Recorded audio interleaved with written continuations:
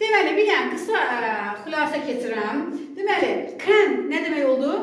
Bilmək, bacarmaq. Nəyisə bilmək, edə bilmək, nəyisə bacarmaq. Məsələn, mən maşın sürə bilirəm, mən ingiliscə danışa bilirəm, mən mahnı oxuya bilirəm, mən bacarıram. Aydındır?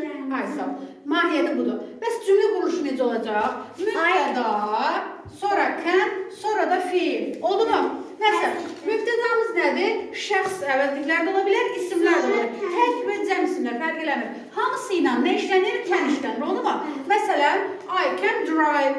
Mən maşın sürməyi bacarıram. I can write. Mən velosiped sürməyi bacarıram. You can sing. Sən mahnı oxumağı bacarırsan. You can read. Sən kitab oxumağı bacarırsan. He can. The boy can. Oğlan bacarır qaçmağı. My students can speak in English. Bəli. Və yaxud da, burada mübtəda nədir? My students. Oldu mu? Və yaxud da, my clever students can learn. Bəli. Yəni burada da mübtəda budur. Oldu mu? İndi sualı necə olacaq Osman? Bəli, can mübtədadan əvvələ keçir. Can burada aydan əvvələ keçəcək. Can I drive? Can you sing? Can he drunk? Can the boy? Mübtədamız the boy. Can the boy run? Can my students speak? Can my students? Aydındır, bu qədər.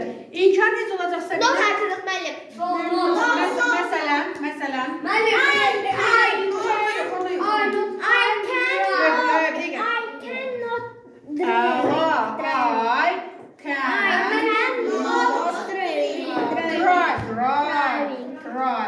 Bunun qısaltması belədir.